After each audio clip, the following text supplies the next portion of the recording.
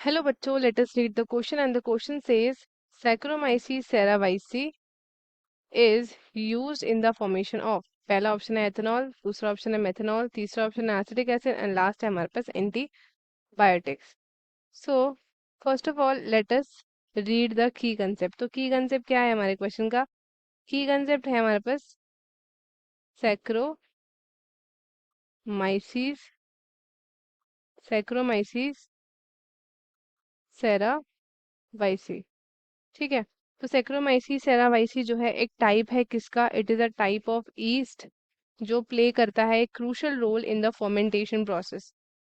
ठीक है, it plays a crucial role in the fermentation process. And ये आपका it one of the most important and widely use microorganisms है in various industries like brewing, then we have baking and biofuel production. ठीक है। So अब हम one by one options को analyse करेंगे and understand करेंगे कि formation किसके फॉर्मेशन के लिए हम इसको यूज करते हैं। पहला ऑप्शन है हमारे पास एथेनॉल। सो जो सैक्रोमाइसीस सेरावाइसी है ये मोस्ट कॉमनली एसोसिएट होता है with the production of ethanol through a process जिसको हम बोलते हैं एल्कोहलिक फर्मेंटेशन।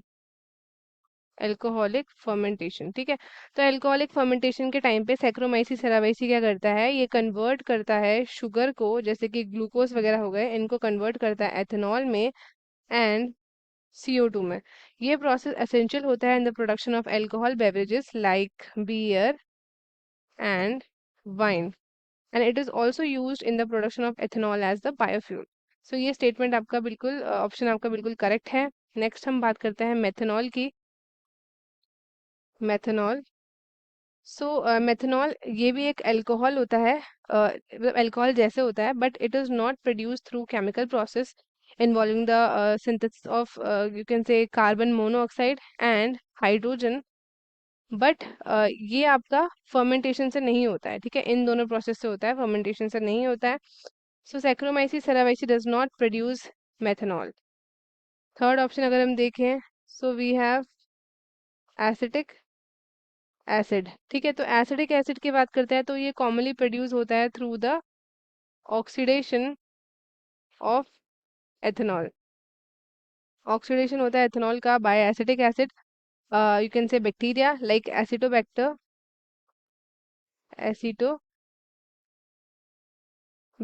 ठीक है, not by yeast. So acetic acid is not produced directly by Saccharomyces cerevisiae. Last option हमारे पास प्रेजेंट है antibiotics.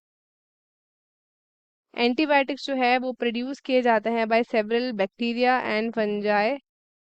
Several bacteria and fungi, जैसे कि हमारे पास प्रेजेंट है पेनिसिलियम।